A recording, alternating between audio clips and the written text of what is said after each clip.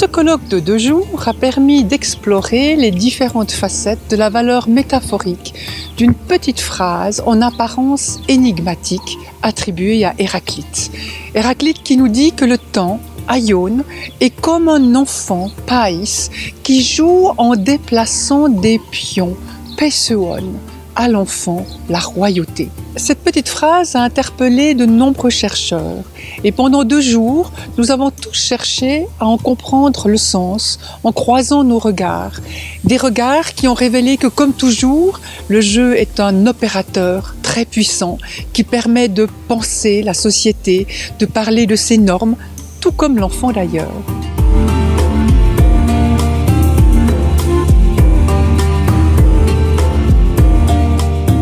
Selon ma lecture du fragment 52 de Héraclite, l'enfant qui joue en avançant ses pions, c'est une manière que le philosophe a pour montrer qu'il y a 2 possibilités différentes pour vivre la vie pour chacun des hommes, à la manière des enfants justement, c'est-à-dire sans règles, sans logique, et là c'est un modèle qu'il faut fuir, ou bien à la manière des adultes, donc en connaissant les règles du jeu, et alors dans ces cas-là, c'est un modèle éthique à poursuivre. Donc l'enfant, dans le fragment d'Héraclite, le temps est un enfant qui joue au jeton. À mon avis, le fait que ce soit un enfant signifie que la façon dont il déplace ses jetons échappe peut-être à la règle que l'on pourrait être habitué à reconnaître dans le jeu. Peut-être qu'un enfant qui joue avec ses pions semble échapper à la logique qu'on attend de joueurs adultes, mais que précisément, pour Héraclite, l'unité qui est celle du monde et qui permettrait vraiment de comprendre pourquoi telle ou telle chose subit tel ou tel destin, va rejoindre telle ou telle place dans l'univers, échappe à nos tentatives de le comprendre de prime abord. L'ordre est très profond, il est très difficile à trouver, il implique de comprendre que les choses qui sont contraires, qui nous semblent les plus opposées, comme la discorde et la justice, sont en fait une seule et même chose.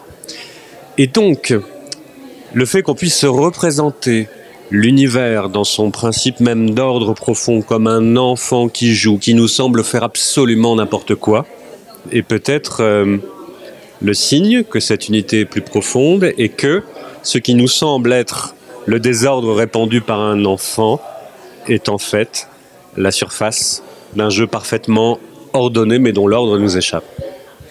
Alors c'est un tout nouvel horizon que toutes ces présentations m'ont ouvert ces 2 jours.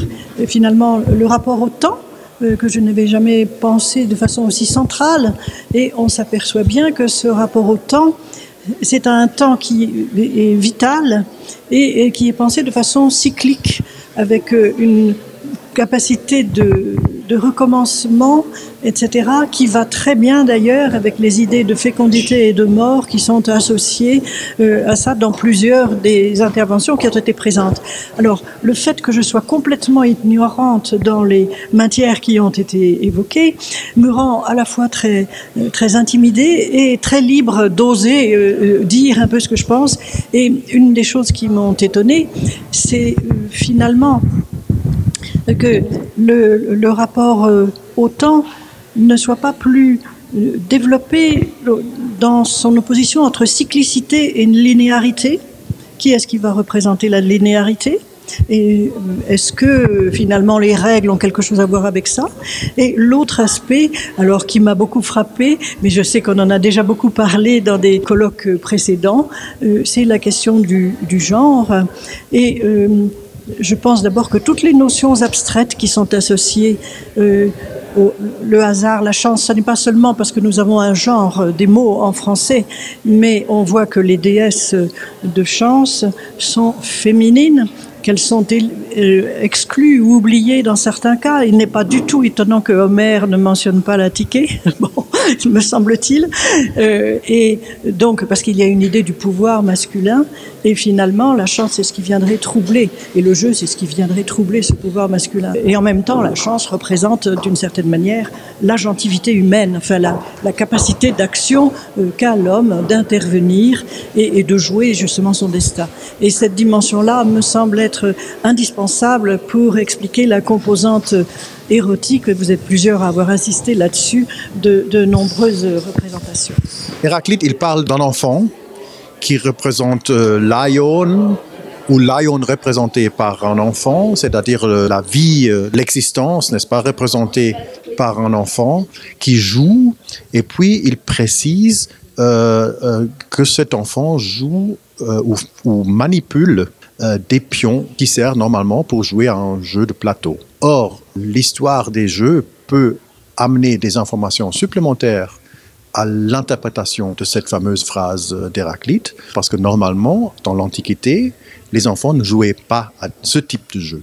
Ils avaient leur propre jeu, ils jouaient aux astragales, par exemple, avec la balle, au cerceau, ils avaient d'autres jeux de société. Ça signifie que l'enfant, il imite les actions des adultes. Il a vu les adultes bouger des pions sur un plateau de jeu, mais bien évidemment, cet enfant ne comprend pas les règles de ce jeu, n'est-ce pas? Elle imite juste le geste, il n'a pas de stratégie, il ne connaît pas le but, pourquoi et de quelle manière on bouge ses pions.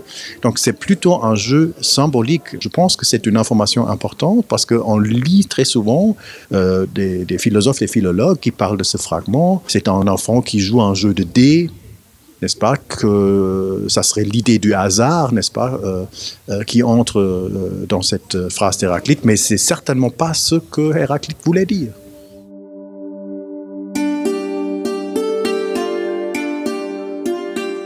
Alors moi, ce sont Fénelon, Rousseau, Diderot qui m'ont aidé à oser penser une Iliade écrite à coups de dés. Et est-ce que justement, et on l'a retrouvé dans le dernier exposé avec Duchamp, il y a une part de jet de dés, une part d'aléatoire dans la composition d'un poème aussi réglé et métriquement contrôlé qu'Homère.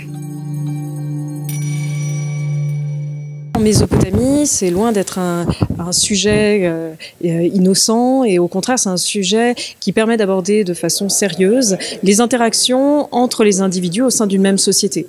Dans les textes cunéiformes mésopotamiens, que ce soit les textes sumériens ou akkadiens, le jeu est profondément lié au combat, à la danse et au contexte funéraire également. Et là, le rituel joue un rôle particulier parce qu'il permet de lier toutes ces choses.